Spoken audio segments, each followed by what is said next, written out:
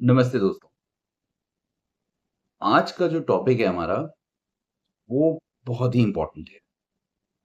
आज हम बात करने वाले हैं होम लोन इंटरेस्ट रेट के स्ट्रक्चर के बारे में।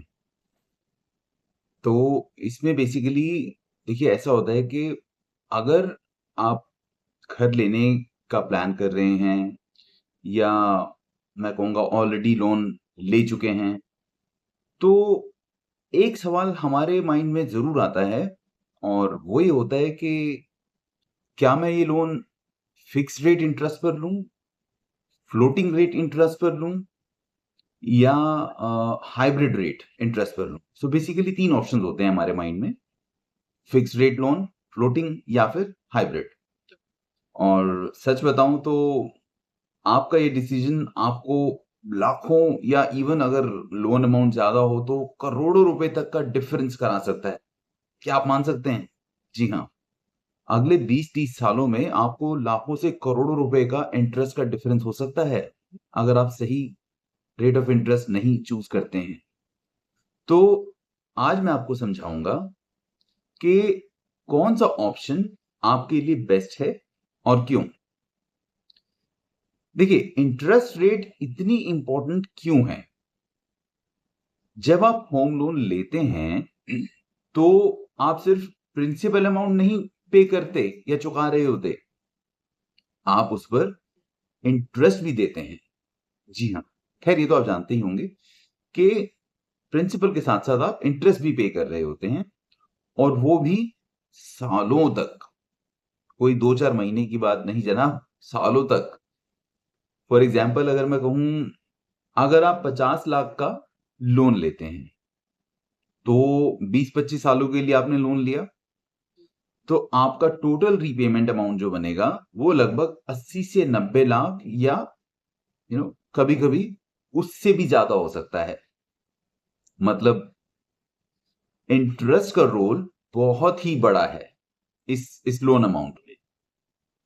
इसीलिए करेक्ट इंटरेस्ट टाइप चूज़ करना एक एक बहुत ही स्मार्ट फाइनेंशियल डिसीजन है मैं कहूँगा।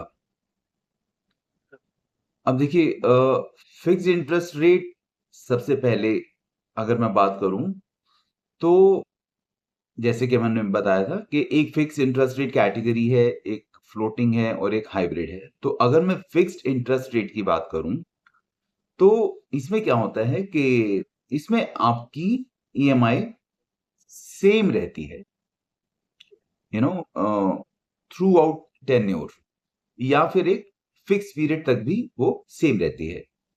मार्केट में इंटरेस्ट रेट ऊपर हो, नीचे हो, आप पर इसका कोई इफेक्ट नहीं पड़ने वाला। जी हाँ, कोई असर नहीं पड़ने वाला। एग्जाम्पल अगर मैं दूं, अगर आपने 7.5% पर लोन लिया है, तो चाहे मार्केट 9% हो या 6% हो, आपकी ईएमआई हमेशा सेम रहेगी। ये फिक्स्ड रेट ऑफ इंटरेस्ट का जो ऑप्शन है, ये बेसिकली बेस्ट है उन लोगों के लिए जो लोग स्टेबिलिटी ज़्यादा चाहते हैं रेट ऑफ इंटरेस्ट में, जिनको फिक्स्ड मंथली बजट एक एक फिक्स्ड मंथली बजट हमेशा मेंटेन करना होता है उन लोगों के लिए। और जब लगता है कि फ्यूचर में इंटरेस्ट रेट बढ़ सकते हैं, सो ऑब्वियसली कोई भी नहीं चाहेगा कि मैं आगे टाइम में 10-15 सालों में रेट ऑफ इंटरेस्ट बढ़ जाए, मुझे भी उसका इम्पैक्ट हो। तो इसलिए उन लोगों के लिए फिक्स्ड रेट ऑफ इंटरेस्ट अच्छा है।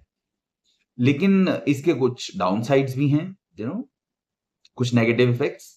अगर मार्केट रेट कम हो जाए, तो आपको इसका बेनिफिट नहीं होगा, क्योंकि आप तो फिक्स्ड रेट ऑफ इंटरेस्ट पर चल रहे हैं, जो कभी कम या ज्यादा नहीं होगा। फ्लोटिंग रेट ऑफ इंटरेस्ट की अगर बात करें, तो इसमें क्या होता है कि फ्लोटिंग रेट ऑफ इंटरेस्ट ये बेसिकली इंडिया में लोन कैटेगरी में सबसे ज्यादा पॉपुलर है। ये डायरेक्टली लिंक्ड होती है आरबीआई रेपो रेट से। जी हाँ, तो इसमें क्या होता है कि जब रेपो रेट कम होती है, तो आपकी ईएमआई या टेन्योर कम हो जाता है। जब रेपो रेट बढ़ जाती है, तो ईएमआई या टेन्योर आपका जो है लोन का वो बढ़ सकता है। टेन्योर आपका जो टाइम पीरियड है वो बढ़ सकता है। एग्जाम्पल अगर मैं कहूँ, जैसे आज मान लीजिए रेट आपका रेट ऑफ इंटरेस्ट 7.2% है, 7.2% है। कल आरबीआई ने रेट कम किया तो आपका इंटरेस्ट रेट भी ऑटोमेटिकली कम हो जाएगा अगर आप फ्लोटिंग रेट ऑफ इंटरेस्ट से लोन लेते हैं। ये बेसिकली ये ऑप्शन जो है ये बेसिकली बेस्ट है उन लोगों के लिए जो लोग लॉन्ग टर्म लोन ले रहे हैं। फॉर एग्जाम्पल मान के चलिए 20-30 सालों के लिए आप लोन ले रहे हैं, तो इसमें क्या होगा कि जो रीपेमेंट या अर्ली क्लोजर प्लान करते हैं उन लोगों के लिए भी ये बहुत बेटर ऑप्शन है। जी हाँ, आप रीपेमेंट भी कर सकते हैं इसमें बिना चार्जेस के। जो थोड़ा रिस्क ले सकते हैं उन लोगों के लिए भी floating rate of interest better option है। तो इसका सबसे बड़ा एडवांटेज अगर मैं आपको कहूं तो फ्लोटिंग रेट पर यूजुअली प्रीपेमेंट चार्जेस नहीं होते हैं। जी हाँ, जैसे मैंने आपको अभी पहले भी बताया कि इसमें आपके कोई प्रीपेमेंट चार्जेस नहीं होते हैं। आप पहले भी अगर पेमेंट कर देते हैं लोन की टाइम से तो कोई चार्जेस आपके ऊपर बैंक नहीं लगाता है। बट इसके भी कुछ रिस्क हैं, जैसे कि इसकी ईएमआई बड़ी ही अनप्रिडिक्टेबल हो सकती है। कभी बढ़ सकती है, कभी कम हो सकती है, depending on the repo rate. So एक होता है फिर हाइब्रिड इंटरेस्ट रेट।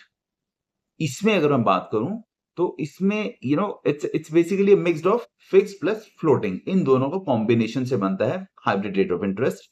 स्टार्टिंग के 3 से 5 साल तक इसमें रेट ऑफ इंटरेस्ट आपका फिक्स्ड रहता है। उसके बाद ऑटोमेटिकली फ्लोटिंग रेट बन जाता है। आपका rate of interest repo rate के हिसाब से बैंक की आरबीआई की कम ज्यादा होता रहेगा। फॉर एग्जाम्पल पहले 5 साल आपकी ईएमआई सेम रहेगी, उसके बाद मार्केट के हिसाब से वो चेंज हो सकती है। ये लोन ऑप्शन जो है बेस्ट है उन लोगों के लिए जो लोग इनिशियल टाइम में स्टेबिलिटी चाहते हैं अपने लोन रीपेमेंट में। उन लोगों के लिए भी अच्छी है जो फ्यूचर में रीफाइनेंस या स्विच करने का प्लान करते हैं। जी हाँ, ऐसे लोगों के लिए भी हाइब्रिड रेट ऑफ इंटरेस्ट की ऑप्शन बेटर है। या फिर जो अनश्योर हैं कि रेट फ्यूचर में क्या होने वाला है, उन लोगों के लिए भी हाइब्रिड रेट बेटर ऑप्शन है।